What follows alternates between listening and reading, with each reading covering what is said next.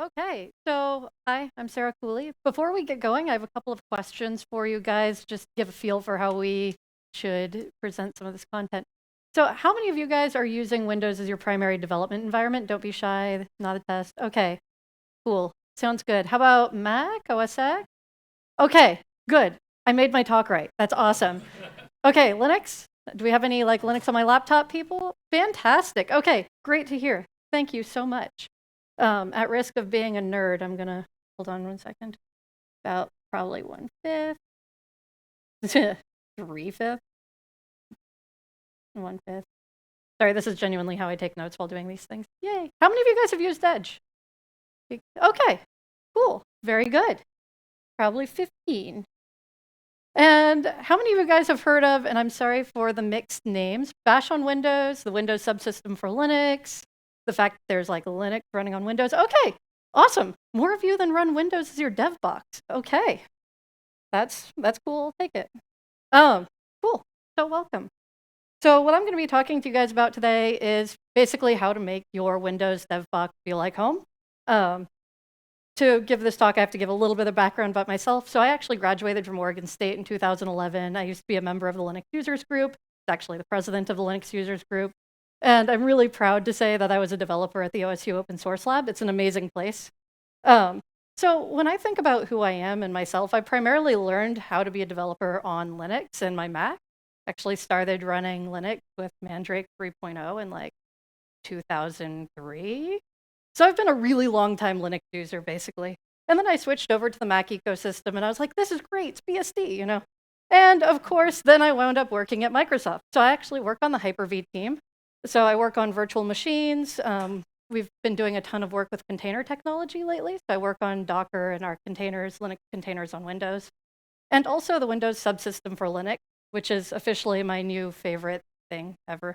So I'm super excited about this stuff. And it's really helped me as somebody who has a lot of built-in muscle memory around Linux type dev tools, but works primarily now on a Surface. And as you can see, I draw everything, so I can't really go back to a thing without a touchscreen. So this talk is coming from a place of, holy cow, my life is better for having these tools. So today, I'm going to talk a little bit about the Windows console inbox tools that we're releasing in Windows that will make your experience as somebody who's mostly familiar with a Linux dev environment better, and also the Windows Subsystem for Linux. And then ways that you can integrate the Windows Subsystem for Linux into VS Code and other developer tools that you use on your laptop. And if we have time, I put an asterisk because it's very much if we have time, a little bit of the different ways that you can build tools that mix Windows and Linux experiences, which I think is super cool. It's extremely nerdy, but it's kind of one of my favorite parts about all of this technology. I'm not talking about virtual machines today, but I want to talk to you guys about virtual machines in your dev environment. So come and find me and tell me about your dev environment. I really want to hear how you guys are working and what is nice and not nice about your development tools. All right, and we start the voyage. So over the past 3 years, the Windows console has changed a lot. So the Windows console has been there since the dawn of time, but we pretty much didn't touch it for, 16 years or so. Basically forever in dev years. And here we are in 2018 with VT100 support. Yay! 24-bit true color. You can run NyanCat on the Windows console. That took a lot of work, but now you have a console that will look and feel like what you expect. More seriously, NyanCat aside, you can run things like HTOP and Tmux and SL and other things that have animated graphics in ASCII. So we also have a number of built-in Linux command line tools. So we've just now started shipping tar and curl and buck. Those are very much, those are BSD tar and curl, exactly what you'd expect with all of the funky flags intact. We're also shipping SSH in Windows now. So you can go and enable DevTools and you have SSH, both client and server, there for you to enable if you want. And PowerShell has support. So if you're running CMD, not true, but if you run PowerShell, you have all of the handy terminal built-ins that you find in Mac and Linux, so you can do things like clear and tab compilation. So I know that this doesn't feel new because it's been available forever, but it is new for us in Windows, and it's been a wonderful change in productivity for me. Git for Windows, I actually like using better now than Git on Linux because it handles two-factor auth really well with HTTPS. So try it out. And lastly, we've been working a lot with containers on Windows. So right now, one of the developers on my team is actually in the top 10 contributors to Docker ever. And Windows can now run both Linux and Windows containers natively, which to me is just amazing. So without using a VM under the hood, or VM, but with a really lightweight built-in management. It's really cool. If you're using containers and you have a Windows dev box around, you should go and try it out. It's really neat being able to pull any image on Docker Hub and have it work. And now the stuff that I really came here to talk about, the Windows Subsystem for Linux. And I apologize in advance. There are going to be a lot of hand-drawn architecture diagrams. Bear with me. So, the Windows Subsystem for Linux, what is it? It genuinely is a subsystem. So one of the questions people ask me most often is, oh, well, I use Cygwin, it works really well. I use MinGW, it works really well. What's different about the Windows Subsystem for Linux? And the main answer is it's actually a subsystem. So it's actually running as in kernel mode. We have a kernel level driver that takes all of the kernel syscalls, like all of the syscalls, interrupt, all of that kernel goodness that pass through from a Linux distro and translates that into NT, so Windows NT style syscalls. So imagine wine if you're a Linux user. Imagine wine, but in reverse, kind of, because if wine stands for wine is not an emulator, it's the same idea. So this is genuinely a subsystem. We are running unmodified Linux distros. If you want nerdy details, this is actually the Ubuntu container image. So we are actually running Ubuntu's user mode code packaged by Canonical. It is actually Ubuntu. Looks and feels like Ubuntu. Really cool. Which also has a funny caveat of when you install WSL, it's actually two different pieces. So the first thing you need to do is you enable an optional feature. If I'm typing in the right window, you enable an optional feature. Am I? There we go. Ha!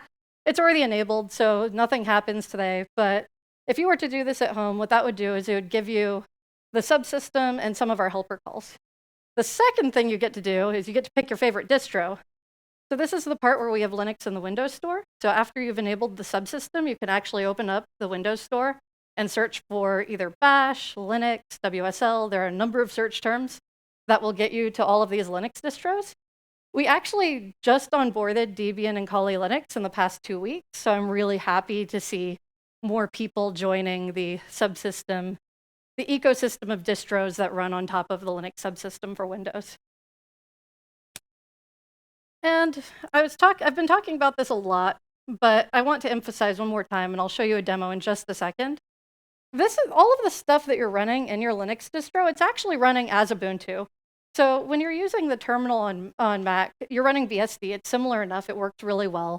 And I know that that most of the Node apps or libraries are going to use, if you're using Ruby, Gems, all of that ecosystem tends to be pretty compatible. But in WSL, you're actually running exactly the other window. There we go. In WSL, you're actually running exactly the ones that you'd find in Ubuntu. Git install. Not going to install anything, but I wanted to come in here and hit tab twice. So there you go. So if I run apt-get, you see all of the packages in apt that you would expect to find on a bare metal Linux box. So if you were to be running apt-get install and node tab on Ubuntu, this is a list you'd see. It is actually running Ubuntu. This is Ubuntu for all intents and purposes, which I think is super cool. More so, if you need more proof that this is actually Ubuntu, if I run screen fetch, bam, we are running Ubuntu because it's my distro of choice, but you could pick whichever one you like. And the only real difference here is you'll notice that the kernel is Linux 4.04 Microsoft Edition. So that's telling you that you're running on the subsystem. But other than that, without having to do any recompiling or any extra packaging, the things you run on Linux are magically available. The one thing that we did add this weird little init function, and that makes it so that Windows understands how to format binaries and do some other kind of smoothing over of weird differences between the. We wanted this to run in an app-like way, so we didn't want to initialize everything that comes with bare metal Linux. So we didn't want you to install Ubuntu and then every time you start your machine, have Ubuntu's init processes run. So we did change init a little bit, but with that one exception, ta-da, Ubuntu running on Windows. without having to have a VM running or any other more heavyweight translation layer. So there's a driver, takes all the syscalls, turns them into NT syscalls, and you can pick your distro. So now to show how this is kind of magic. So the first one is I can just open up a command prompt, run WSL, now I'm in Ubuntu. Now I'm in PowerShell, Ubuntu, PowerShell. You get the idea. I love it. And I can run stuff like ls, and then I can run stuff like ls, pipe, WSL, grep. I have a pile of documentations I can save. Virtualization, bam. So what's happened here is I use WSL as a prefix to run a single command in the context of Ubuntu. So what I'm doing is I'm running Windows ls, which I guess is actually technically dir, but it's aliased because I can't do the things. So I'm running ls in the context of PowerShell, and I'm running grep in the context of Ubuntu, and I'm searching for my virtualization documentation, and I got those two folders. Yay. So it's really handy because in this environment, I can move around between Windows and Linux on the same command prompt without needing to worry about which tools I need. And it all does the things I expect. By the same token, if I want to, ls home/.ssh, one of the things I find highly aggravating in Linux land is stuff like copying my public SSH key. So rsa, let's see, tab, idrsa.pub. Okay, I'm gonna pipe that to clip.exe. So I can also call Windows executables from Ubuntu by specifying that it's exe. So as a helper tool, what we've done is we've added your Windows path to your Linux path. So when you're running in WSL, you can also call Windows things as easily as you can call Linux things from PowerShell. So now what I have is Notepad. Okay. By the way, it always makes me incredibly scared typing in front of people. So you'll, oh no, I used the wrong thing. Control C. Why don't I use, rather than ls, like a smart person, I should use cat here. My bad. Giving public demos is hard, it turns out. Nope, Notepad. Bug. There you go. It's my public key. Now I don't need to type it again, which is super handy. And I could launch Notepad from Linux, which is also very handy. Back to my cheat sheet. So, yeah.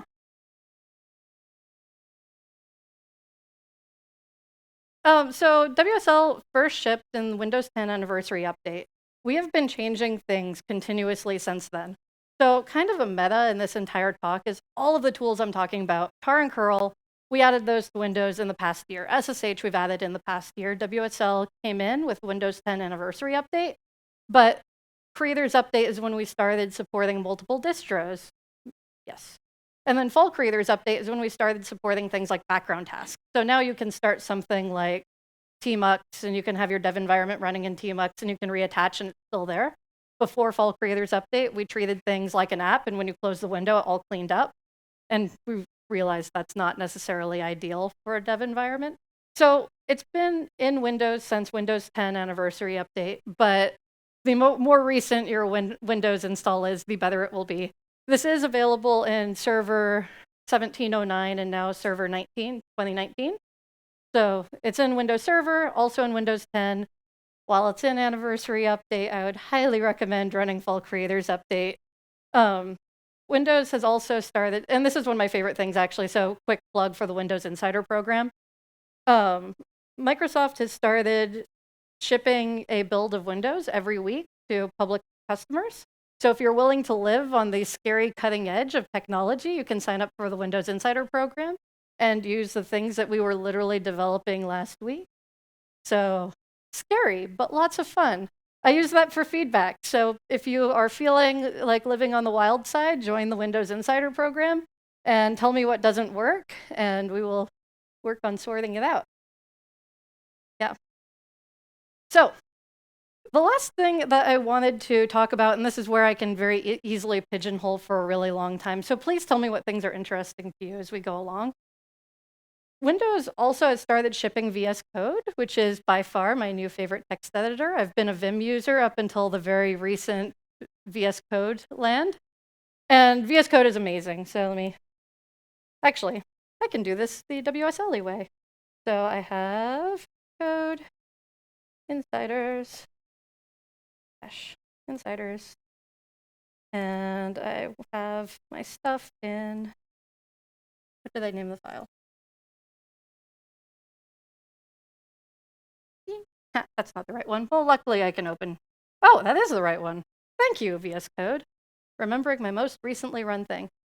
So VS Code is an amazing text editor. It's lightweight, it's extension-based. So whatever you're building, you can come in, and while you start with just a text editor, like a really simple text editor, you can start piling on different extensions for the type of development work you do. And if you happen to be running something like a Node app, it will try to give you recommendations that make sense for what you're doing. So you'll notice I have a pile of JS hint and NPM style things.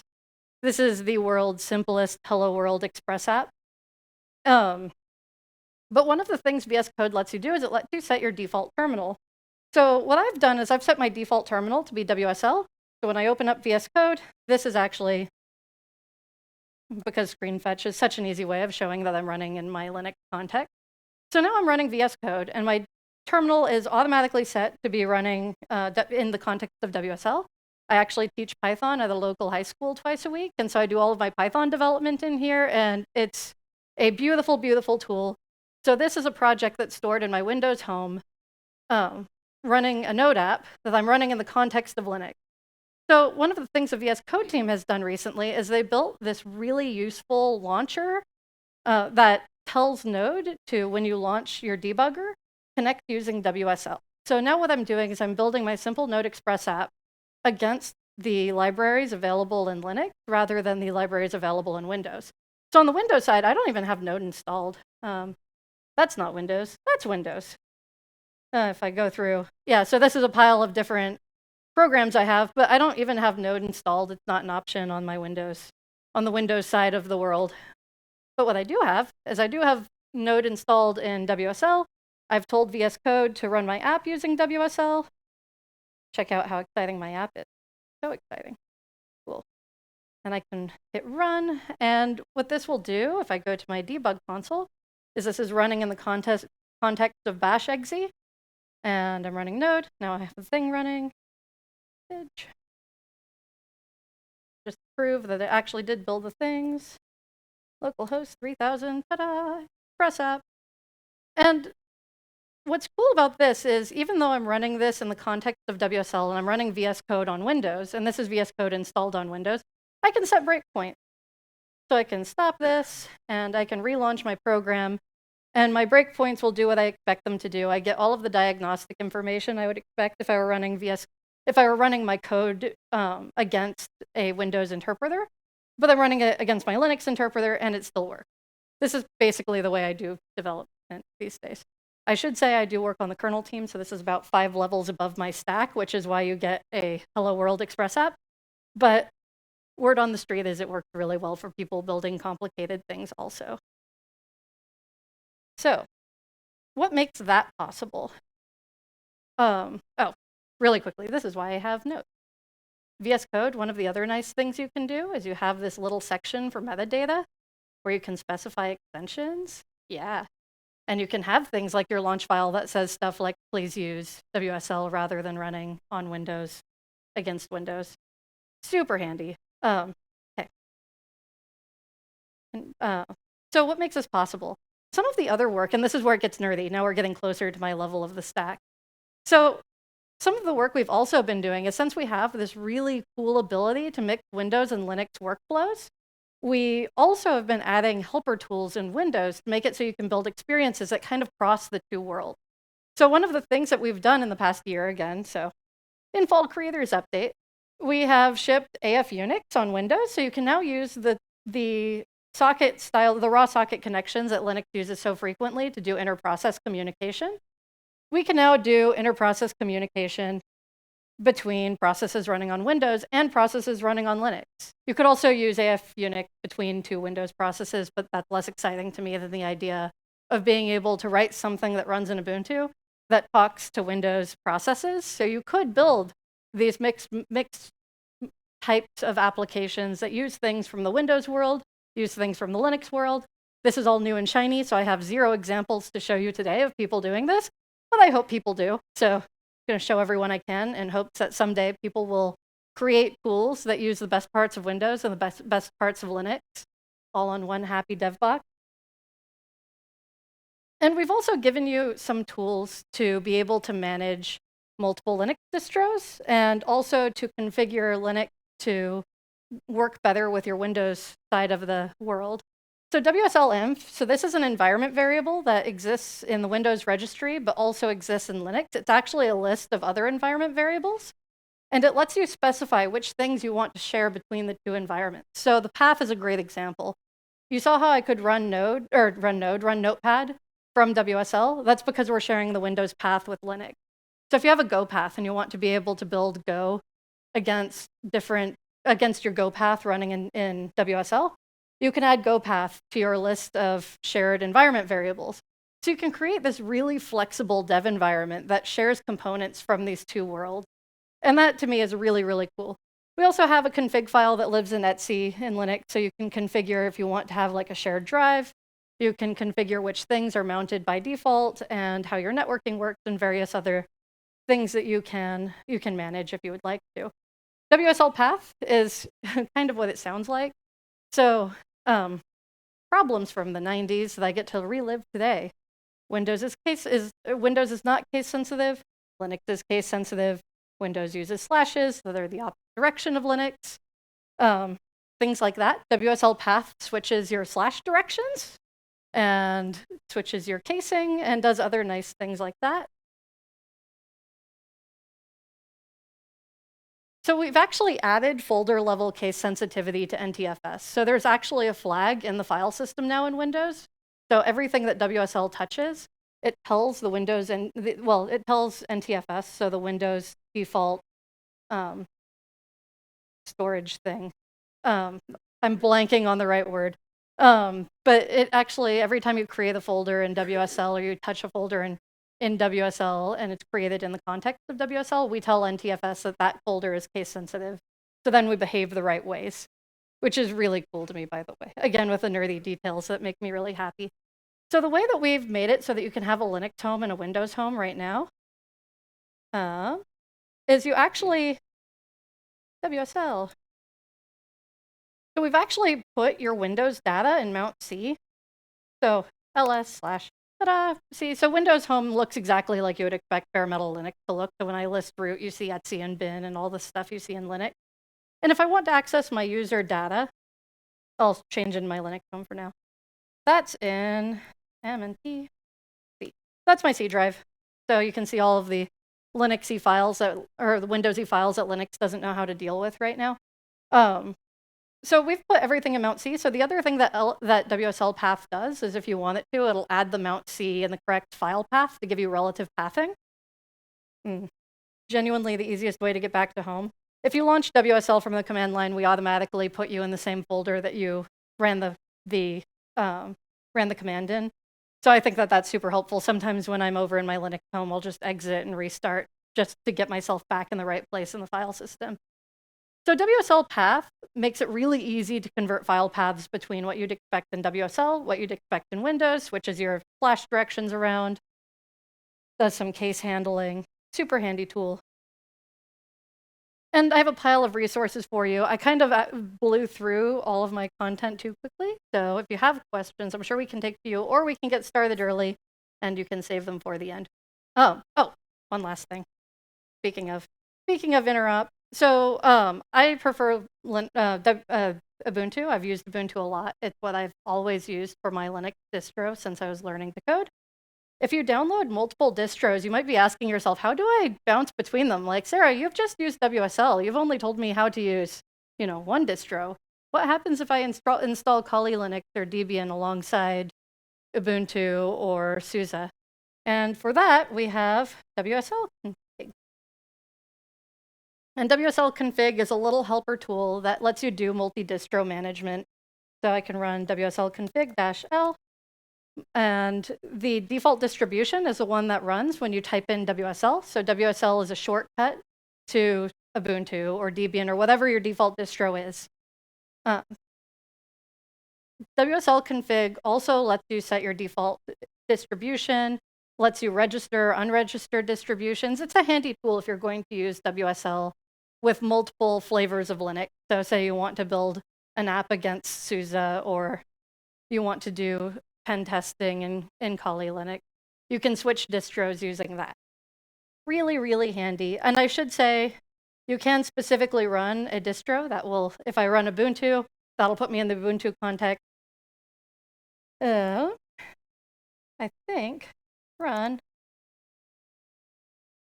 Each distro gets to pick their own command line argument. So you can also run single commands against the specific distro, but I almost never do that because it would be a pain for scripting. Most things will run in any distro. So for ease of porting scripts from one environment to another, I just use WSL. If I'm running something like LS, any distro somebody is using will work. So if you use WSL, it makes your script more portable. That's super handy. So that's WSL config. Those are some of the interop options you have available to you. And some of the really cool things you can do with WSL integrated into VSCode in general. I really do highly recommend checking out VSCode if you haven't. It's a fantastic tool. And that's about it for me. I have a pile of resources. I did have a question slide, but we will get to that at the end. Maybe I'll win prize for the best question slide. Thank you so much.